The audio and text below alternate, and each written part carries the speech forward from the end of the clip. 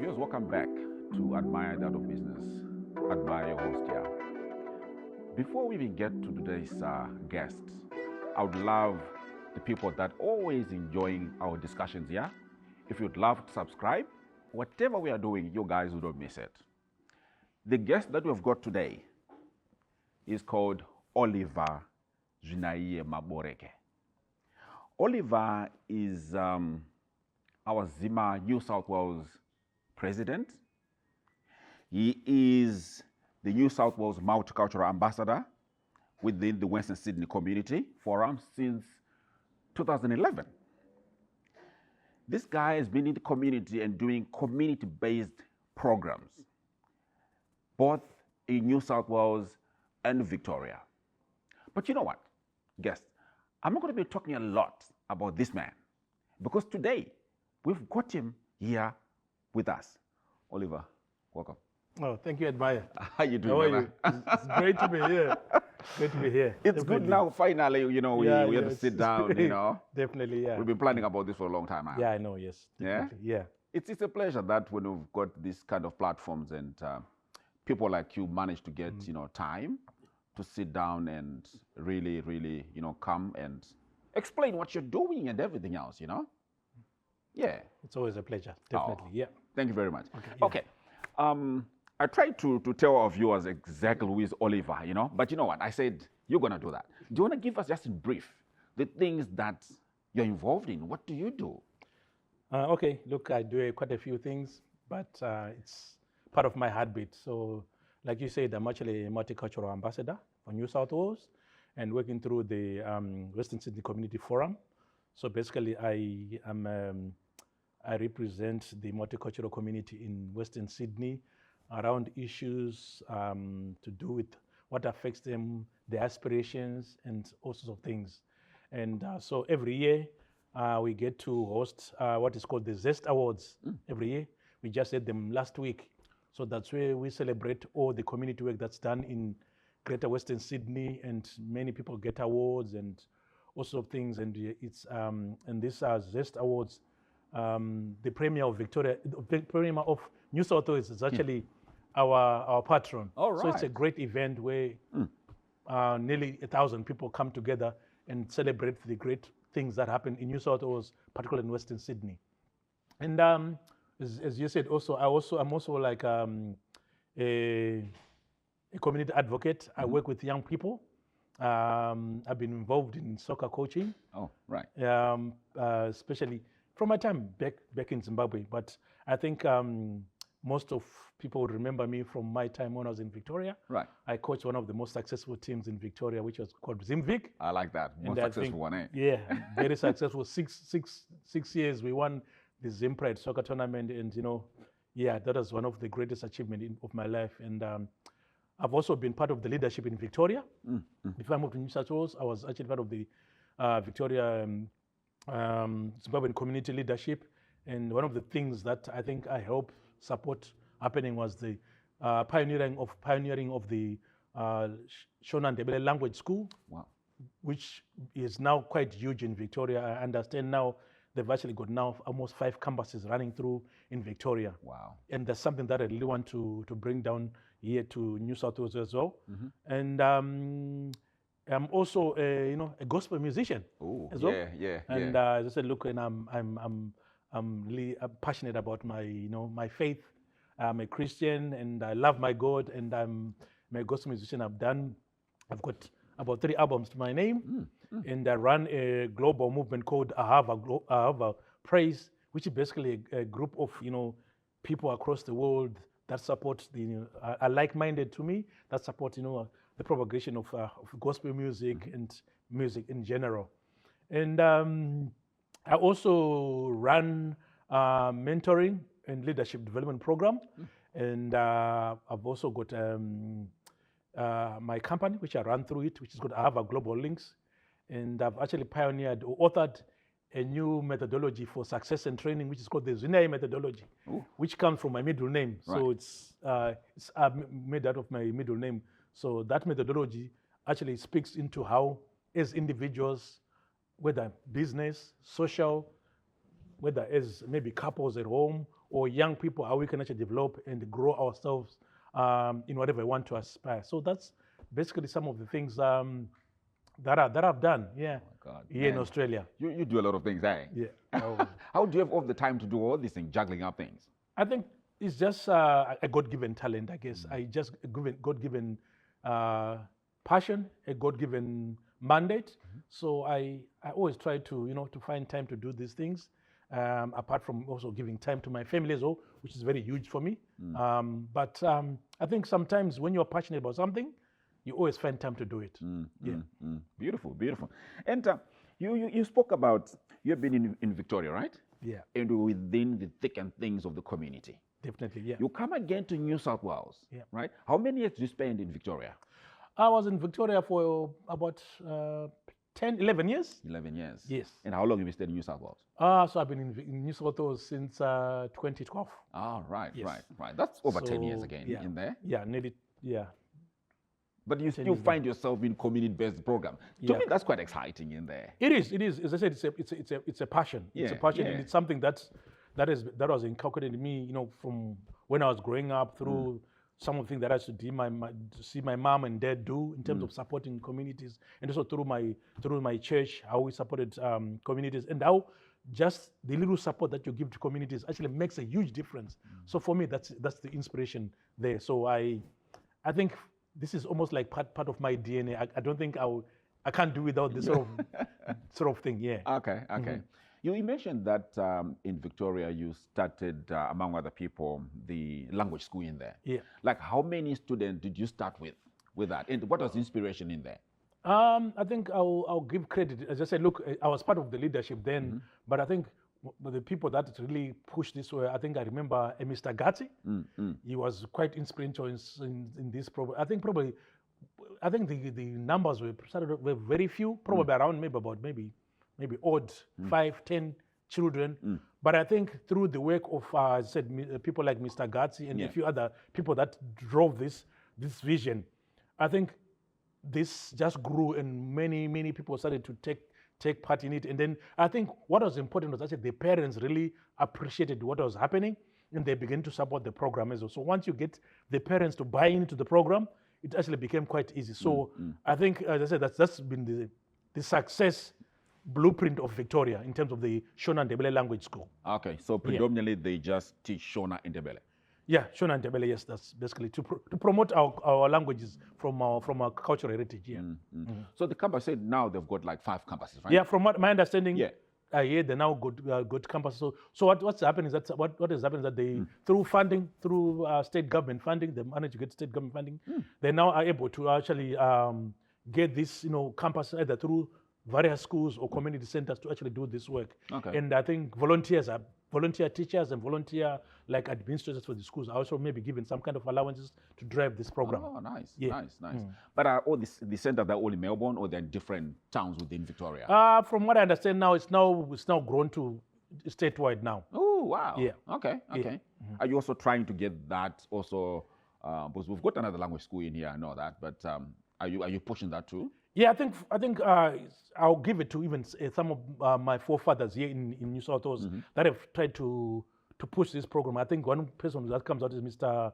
Mashingaidze, the former vice chairperson of ZIMA. He really tried to get this going. So that's one of the as a chairperson of New South Wales Zimbabwean community, that's one of my visions, and I'm happy that we've got Dr. Tembi who's actually pushing this program through Language Identity, and I think they've actually got funding to actually kickstart a unique online program as well as face-to-face. And I think as ZIMA, that's something that we would like to really support in every way that we want to do. So I think we're on our way to developing maybe a similar, maybe kind of model to Victoria. But I think New South Wales can even be bigger and be more supportive if our parents can buy into the program. So I really appeal to all the parents that want their kids to learn, to learn their Shona, their Ndebele, and other various cultural elements. To get in touch with Dr. Tembi to make sure that they join the Language Identity Schools program. Okay. Yeah. Any chance when we ask our producers to put the details in there so that they can get in touch with them, right? Yeah, definitely. Yes. Yeah, I'll give those contact details. to the producer so that you can get in touch with Dr. Tembe. She'll be happy to to get this publicized as much as can, because she's been doing a great job, and they put all the infrastructure in place. And I think what's now lacking is the parental support and get the kids to participate in this program. Is this part of the wing for ZIMA as well, you being the president in there? Yes, I think, as I said, we've always been supporting. What we're trying to do is that as ZIMA, look, what I would try to do is actually get things decentralized. We don't want to centralize things. We want people to do things in their own constituencies. And we've actually got a program, an LGA specific program, whereby LGA programs are run at their own local level. It's very easy to do that because people can actually deal with issues and challenges at their own level and quickly as well, rather than say if there's an issue maybe somewhere in Dabo, then they have to get in touch with ZIMA out here. So I think we're trying to push the LGA kind of model whereby people run their programs on small LGA programs, and then we can then do the bigger picture things at maybe at a statewide level. Okay, that's pretty good.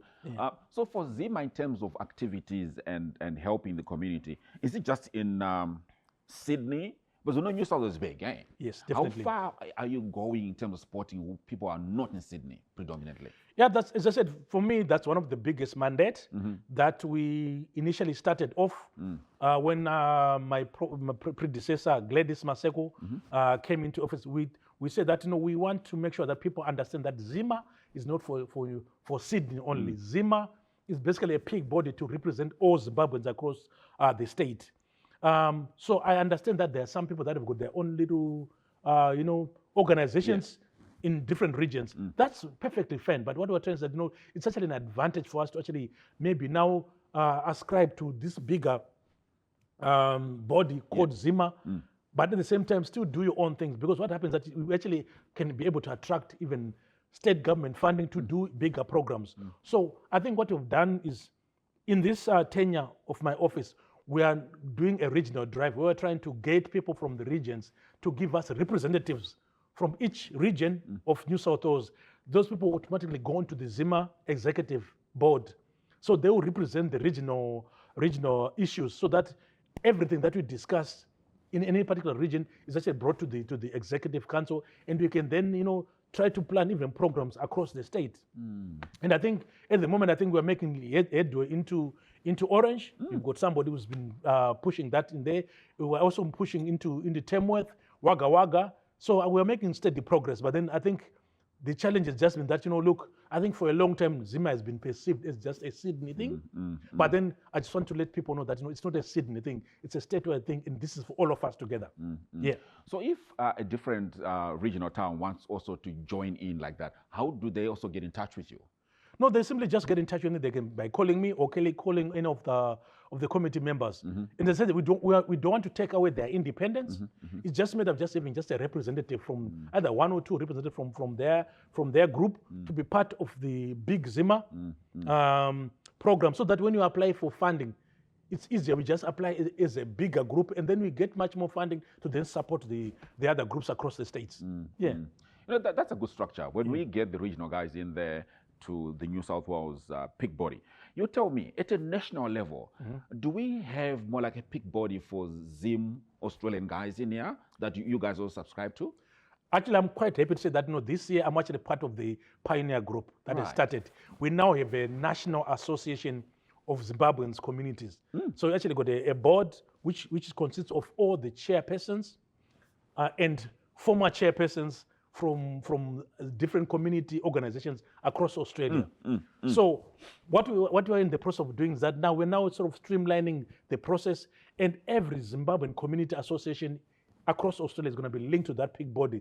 And what that allows, it allows us to actually tap into bigger funding or federal funding to support programs across the states. And we also want to sort of like tap into each other's experiences. Like, if New South Wales is doing something unique, then you can actually be able to support Victoria, support, Northern Territory or WA. So those are some of the things that we're trying to do. And as I said, we've actually got now a board, a functional board that's running. And I'm grateful for Mr. Sebenzo who is based in ACT, who actually helped push this program together. He did a splendid job to actually bring us together. And now we have got a functional body that represents Zimbabweans across Australia. Wow. And just to say also, this body is actually the one that actually lobbied against the the new immigration laws. Yeah, that one. We actually were able to get one of our lawyers, who's a Zimbabwean lawyer, who's based in Queensland, to actually go and actually give a submission at the Senate level. And that was actually beamed live. We were actually proud that we were actually able to come together as a Zimbabwean community across Australia and put in a submission. And that actually happened. And we're happy that we put in our views about this law that's going to be. Was this in Canberra? Yeah, in Canberra, yes. Wow. Definitely. Wow. Yeah. Wow. That was good. Yeah. We are very proud of that. Definitely. Yeah. Yeah, you know, Oliver, you always talk about funding, right? We spoke about regional drive, spoke about the national drive, state drive, but you're always going to funding. You tell me, the funding that you'll be looking at, what kind of activities you guys will be planning to be doing? So there's quite a lot of activity that you want to do. Look, one of the big things that as ZIMA that we've decided want to target is actually our young people and youth. The other day I had a very exciting chat with a few young ladies at a funeral that I met at a funeral, 8 ladies. I think their age ranges are from like 20 to about 30, 35. One of them that they said that, you guys are leaving us behind. Oh, really? Yeah, and they said, one of them actually said to me, okay, they call me daddy. You want us to get married to Zimbabwean young boys, but where do we find them? So I think there was just a clarion call to say that, no, look, they need to, as much as we are doing this stuff, we should not be leaving our kids behind. So we have actually now started a young adults programs called ZIMA Pulse. So this is an independent group of young people. I think they're now almost 170 that come together, create their own programmings and stuff like that, and then we source funding for them to actually run their own programs. So right now they're planning to do their career programs, mental health programs, and all those things. So the funding that I'm talking about basically is basically to say, look, we've got many things that happen in the community. We've got like soccer programs, like soccer programs that are run, like, you got the masters that you're involved in. Then also got maybe the other teams that are run by other. So we need to have funding to actually be able to put that into them so they can actually continue to do that sort of thing. We also need to run educational programs. Like, as we settle, as a new community in Australia, we need to learn about some of the things that happen, like legal issues, like, financial literacy issues, like, learning how to navigate, maybe, finding jobs, and stuff like that. So if as a community we come together, we can then maybe advocate and say, these are the programs that you want to do maybe throughout the year. We can then, source funding from other sectors, and then we put those funding into those programs as well. And also, we also run major events. Like one of the things that we want to be running our Independence Day celebration, which is a very important thing for us, for all Zimbabweans. And then also one of our flagship events, the Zim Gala, which happens every year in August. That's one of our big events. So we love that. Zima, Zima Gala, it's our flagship event where we come together at the end of this year. At the year, we celebrate our achievements. We, have a bit of, fun together, and everybody from whatever background, from churches, from communities, and we also give awards to people, and the good thing about this year is that, I've been engaging many businesses that are actually really buying into this, and then they actually support the various, I've got a business that's saying, look, we'll support, the entertainment. I've got a business that said they want to support the gala awards. I've got a business that said they want to support the child minding. Because we also get kids to come to that event as well. So we need a child kind of center at the venue. So we're going to have that in place as well. And we've got somebody that's going to be supporting probably any other logistics. So it's very good that now we're going to have things for Zimbabweans, by Zimbabweans, and to Zimbabweans. I saw the letter in my office the other day. Great. And hopefully the support is coming. No, absolutely. Thank you. You know what? I know you're a community-based guy and want to push about the community. But you know what? Let's flip it up a little bit. Okay, let's talk about you. Let's talk about Oliver Zina Maboreke. Where were you born? How did you grow up? Where? Tell me about that. I'm a hardcore Samanyika.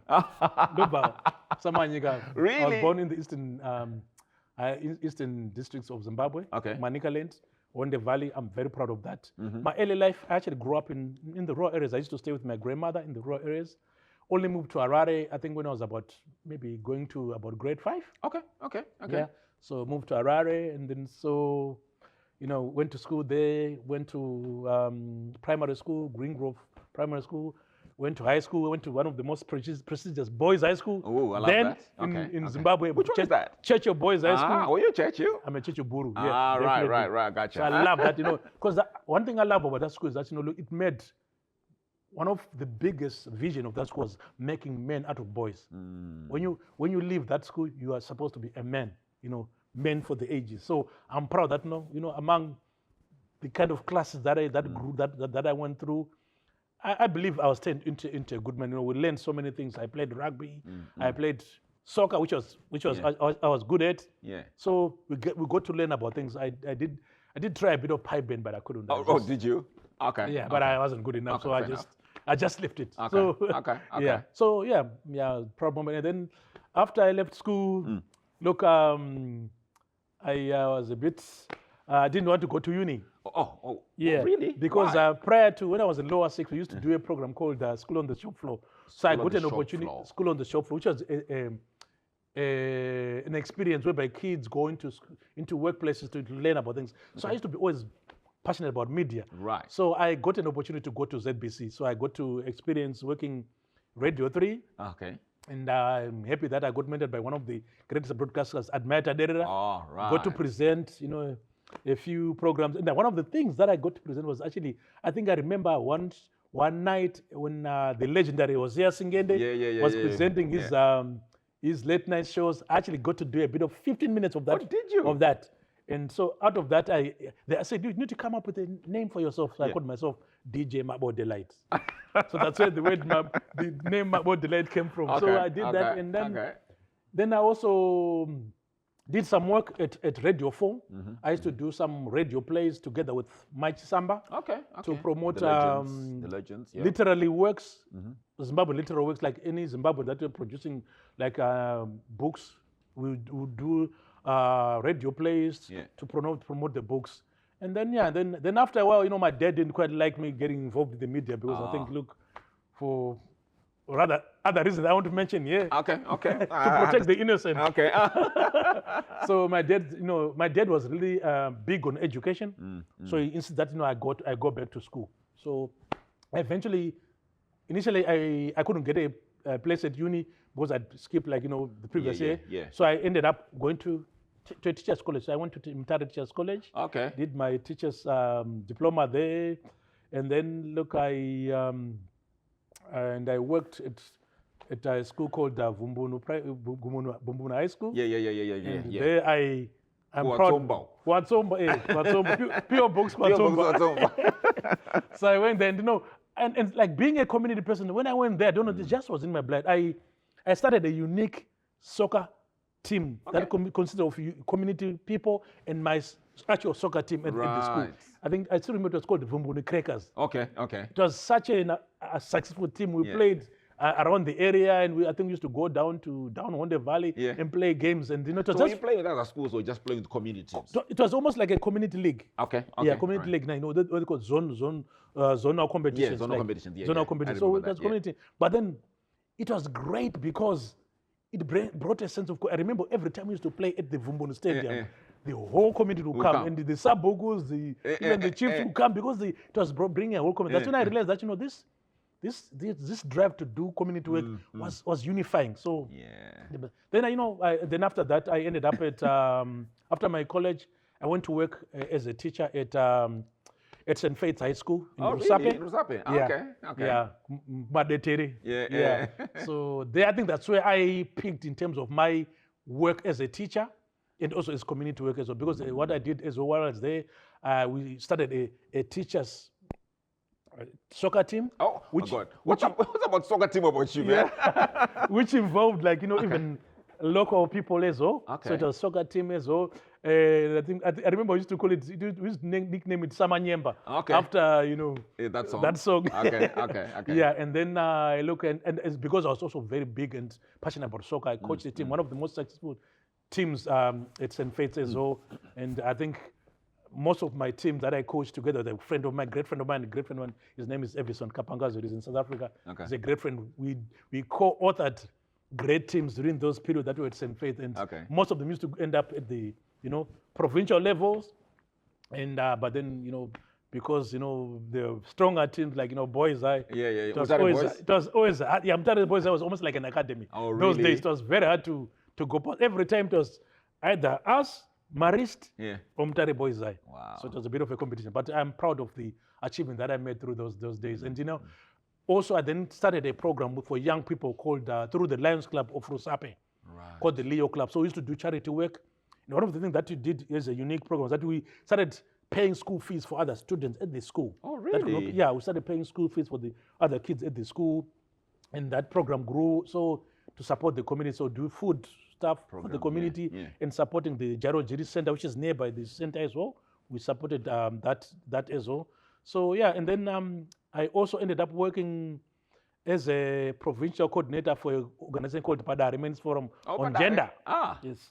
So I was working with men around issues of to do with HIV, gender mainstreaming, Yeah. and domestic violence. So I did a lot of programs in the Makoni district and Okay. Rusape as well. And then So by that time you had left teaching. no, I was still teaching. Okay, so it was it's more almost like side gig. It was not a side gig. It was we had an understanding with my headmaster Yeah. that I do the programs. Because there's actually benefit in the school as well. Oh, Because some of the programs were best at the school, so we sort of co-author the program at the school working with the students there in the surrounding community. So it was actually worked pretty well. Right. Yeah, I and like then that. and then unfortunately, I got an opportunity to come to Australia to own a scholarship to study. Was that moment in time when that happened? It's almost like that period. So it was Wow. almost like I used to work for the organization that used to support Padari Men's Forum on Gender was called Features International from the United States. So because of the work that I'd done around creating what is called a Few Good Men program in the Rusape area, they asked me, look, would you like a scholarship to go and study abroad? Also, a few good men won them in Australia. So they offered me a scholarship to 3 countries. It was Netherlands. It was supposed to be Netherlands, Australia. Sweden, Sydney, and Australia. So why did you choose Australia? So I chose Australia because of the Skippy the Bush Kangaroo TV program. Oh, really? I used to always watch the program called Skippy the Bush Kangaroo. So I just thought, look, I should go to Australia. I want to see see Skippy. this Skippy. But when I turned up there, there were so many kangaroos, so many Skippies. So Okay. that's how I ended up in Australia. Oh, yeah. beautiful. Yeah. So in that's- Australia, what were you studying that time? I studied international project planning. I came to Victoria. I was studying international project planning. It was a double master's degree in international project planning at RMIT University. Yeah, so that's what I studied. And then, I did a few other things as well. I did a few management courses, frontline management. I also did a course in counseling, systemic counseling. I did a course in forensic mental health, and a few other things as well. So, Okay. yeah, Okay. yeah. And when you came here, how long did it take you to go back to do the community-based programs? Straight on. What do you mean straight on? I remember at uni, Yeah.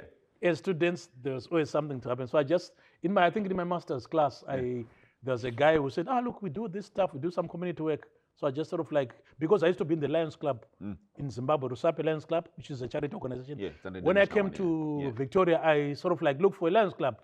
So I joined the Lions Club in Victoria. Okay. So okay. that's when I started doing even when I was a student, I was doing community work. Wow. And then I even linked up with the community organization in Zimbabwe, like Zimbabwe Community Organization in Victoria. And I Okay. started working with them as well, yeah. Wow, man, that's amazing, man. But you know what, viewers? There's one thing is so great. If you guys like what we're discussing on this channel, continue to subscribe. And with that, we definitely promise you, me and the producers, we keep bringing different people for the community. But you know what, Oliver? Yeah. You know, Oliver, from Eastern Suburbs, Eastern Highlands, Yeah. coming Kwaonde, now you are in Victoria. Yeah. Yeah? It's uni Yeah. and doing your thing, Yeah. right? After that, was it that time when you then got to coach the Zimvic soccer team? Yes. Like I said, look, soccer has always been in my blood. Yeah. My blood.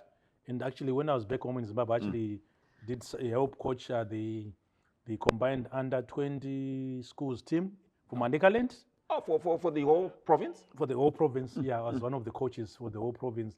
And then also, I'm actually a qualified soccer coach. I've got a FIFA B license in coaching. That's a surprise to me. Yeah, well, that's how much I love my soccer. And So that coaching license can make you coach what level? I can coach up to probably even up to A-League. Oh, really? If I really wanted. But then I would just need to give maybe just an extra like qualification for Australia specific. Yeah. But then look, I always loved coaching, the junior levels. At the moment I'm helping coaching, at my local club at Ropes Crossing. Okay. I coach like the juniors and support particularly the team that my son plays for. So Okay. yeah. Oh, that's So so in Victoria, that's when I really love play, coaching myself. Because the group of players that I had were brilliant. They were good. And this is the core of the people, the guys that came for the Homeless World Cup. So there were about 6 of them. Yeah. Some of them actually used to play Premier League back home in Zimbabwe and lower leagues in Zimbabwe. I remember one of our captain was actually the captain of Chegutu Pirates. Oh, really? He was the captain of the team. Okay. So that team was brilliant. I mean, look, all I just needed to do just add a few more other good guys into the team. It was and I remember in Victoria, we used to just I saw them play. Run over every team. And Zim Pride people, I think they were thinking, we need to play a different league, not come and play at Zim Pride. But it was a good, I think 6-7 years with those guys. Yeah. Yeah, and I still maintain, contact with them. They're now doing very well by themselves, doing other things. But that was the golden generation of Victorian football, Zimbabwean football. Yeah, absolutely. Definitely. Yeah. You just mentioned about Zim Pride.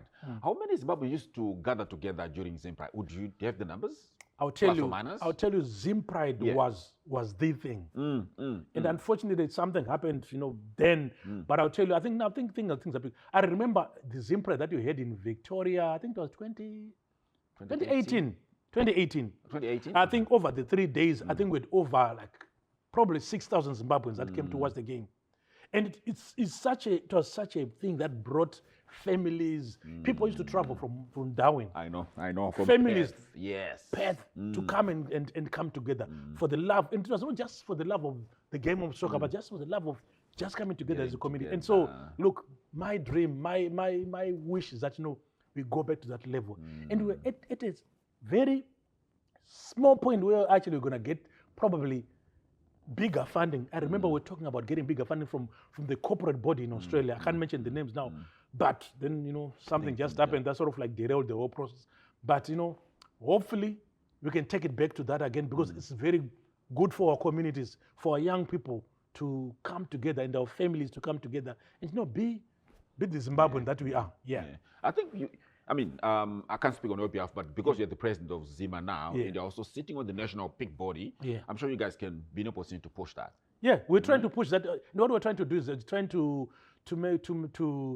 create stronger structures, and we're talking to the strategic people that can actually be able to drive this. And I'm sure those people that could be listening to this one of these days, they will know they're quite strategic people across the states that are able to run and push for this. And last year it did happen. This year it happened. This year in Victoria, I remember. That's a good start. Even but, last year as well. I was there last year. But what I'm saying that it can be bigger. It had become bigger than what you saw last year or this year. Yeah. Zim Pride had become and we're getting people from New Zealand. Yeah, I remember. And we were talking about even getting people from China to come and join us. So it had become that big. Yeah. We hope we'll go back there, man. I'm sure. I'm one person who's got stubborn faith. I'm sure we'll get there. Absolutely. We'll get back to those heights. Yeah. Yeah.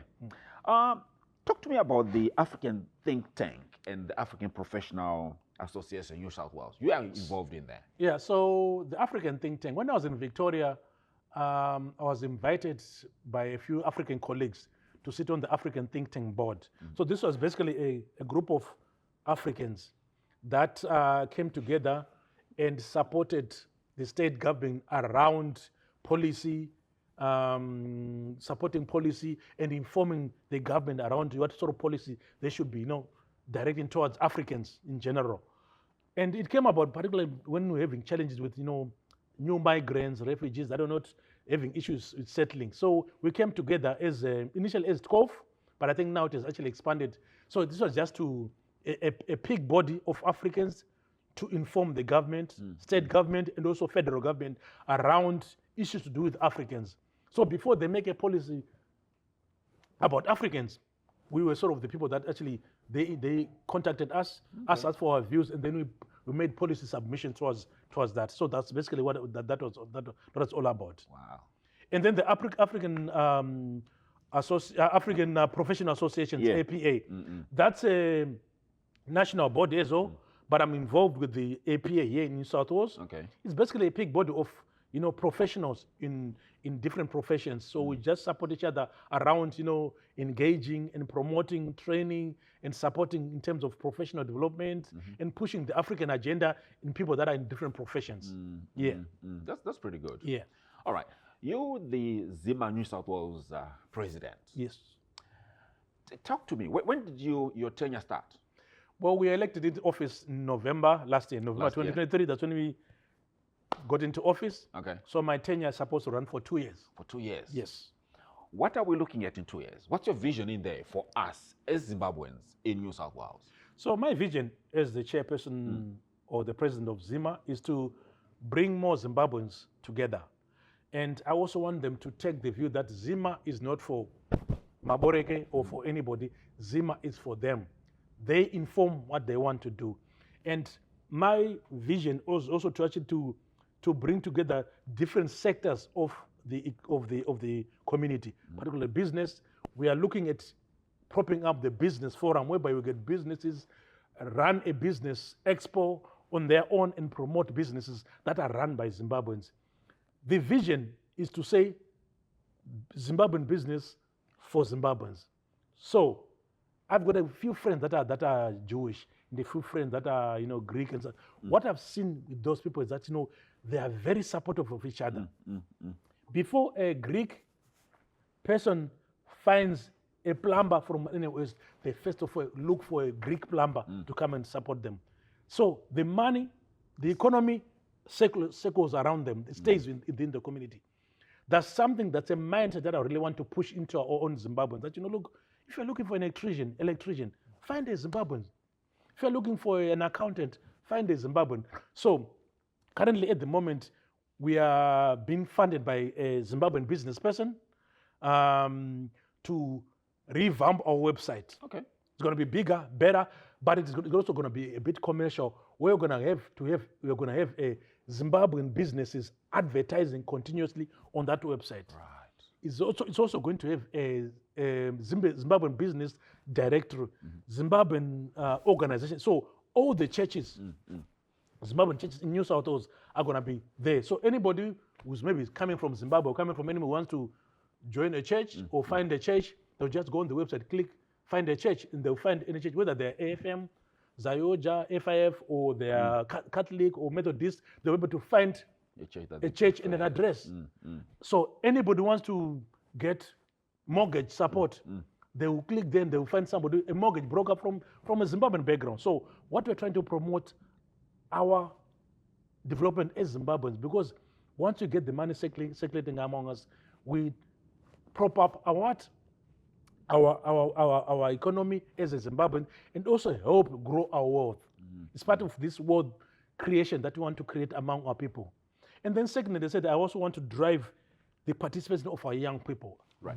Those are the, not leaders for tomorrow, but I said leaders for today. Right. So as I said, we've actually been able to create this, what is called the ZIMA Pulse, which is run by a brilliant young lady. Her name is Tafaz Gomanza. She's doing a brilliant job with a few other of her colleagues like Kuda Rukweza. They're doing a brilliant job in bringing together the young people.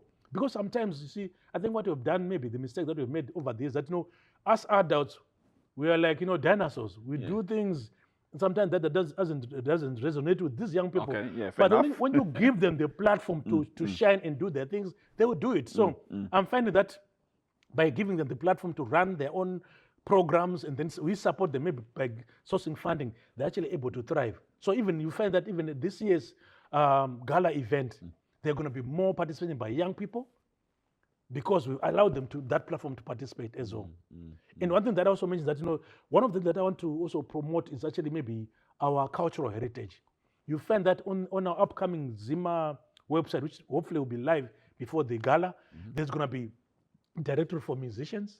Right. We're going to create a Zimbabwean musicians organizations, gospel musicians, any musician that's there. We're going to have, a forum for pastors, Zimbabwean pastors. So they can, and one of the things that we are actually going to do is that strengthen our elders council, because usually we've had an elders council over the years, but we want to empower them and allow them to actually, because those are the people that give us advice in terms of the association.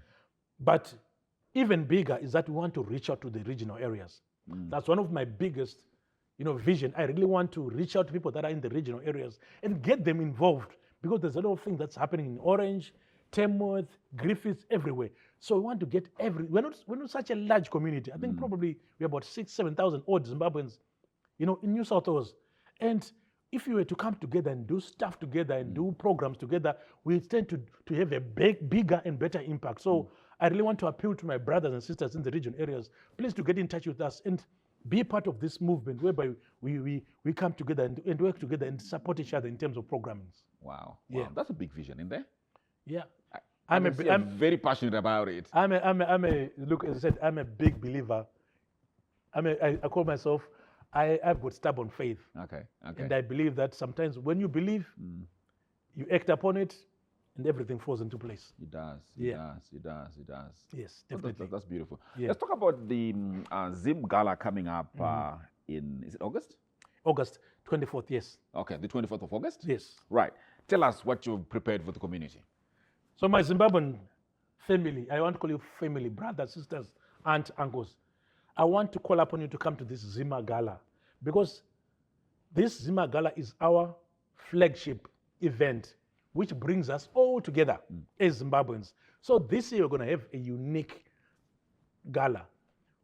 As I said, I talked about how the businesses have been funding different sectors, but also we're going to have, our language school, Language Identity, they're going to be performing at this event. It's going to be, out of this world performances. We've also actually managed to get a few prominent musicians. All right. There's going to be one surprise musician, one actually gospel musician. Oh, okay. Who's just sort of a new arrival in Australia. Some people are going to, I don't want to mention him at the moment, but I think through our adverts of the gala, we're going to be saying it. He's a unique musician. Lit. Yeah. He's lit. Yeah, like young people would say, he's lit. So he's coming out of Newcastle. Some people already know him. He's going to be performing at the event. And as usual, we usually have our resident band, Echoes of Africa, that are going to be performing there as well. And we're looking forward to also have, a few other acts like, Josie Jovio, she's said she's going to be coming. Okay. And also going to be having, and we're in negotiation with a big musician from Melbourne. Right. To bring him down. He's one of the biggest musicians that has come out of Zimbabwe. I don't want to mention his name at the moment, but okay. keeping our fingers crossed, he's going to be coming down for that event. So it's going to be fun filled. We're going to have drumming, we're going to have also, and one good thing about this year, and I'm happy to announce this, our MCs are going to be like top range. Top range. Yeah. We've got the amazing Comfort Gogo. He's one of the best MCs around. Okay. Also, we've managed to engage. Her name is Pepsi Magonya. Chigonya. Yeah. Right. She's a former IASA member. Oh, right. From IASA, from Blawa, if you know that dance group, IASA. I know that dance group, mate. She's agreed to be one of our MCs. She's also going to be doing a dance as well, a dance presentation at the event. So all my people, particularly from Blawa, I'm on for it. Yeah. They should come to this event. Wow. It's going to be big. Wow. So, and then also, I also want to tell people that this event is not just for one sector of people. I really want to encourage people, my brothers and sisters, particularly from our churches, to come to this event as well. This is an opportunity for us to share. I'm a Christian, I love God, but I want to, one of the things that I really want to encourage my brethren to come out, and support this, because this is an opportunity for us to share in our Zimbabwean heritage. And we're going to be having very unique guests as well. Okay. At the moment, because of privacy issues, I cannot announce, but we're going to have state government, big people coming to the event. Okay. And we're also looking at having, our ambassador coming to the event. Yes. We always love when our ambassador comes to the event as well. And we're also going to be having all the local, about I think 6 local mayors are going to be attending. Wow. And this event is going to be held at the Liverpool Catholic Club, which is our home. It is our for home. this event. It is our home. So I ask people to please click in the link, Yeah. buy a ticket. At the moment, we've got an early bird ticket, which is going to be running out pretty soon. You can buy early bird tickets at the moment. For those that are coming from maybe interstate or regional, there's actually a accommodation package. At the same place? At the same place, there's a hotel that will give you a big discount for you if you want to stay at the place. So I'm calling on all my brothers, particularly from the regional areas. You know, we are promoting this 2 years old for you to come. Please come and support this event. I look forward to seeing you there, and I'm telling you, you never regret coming to this year's event. No, not at all. Definitely. Oliver, it's always a pleasure to having a chat with you. Thank you very much. On and off air, man. We appreciate you. We appreciate your time. I know you're a busy man, but you managed to squeeze in for you to be here. Yeah, thank you. You know, viewers, we always appreciate you. Admire that of business. Have a lovely day.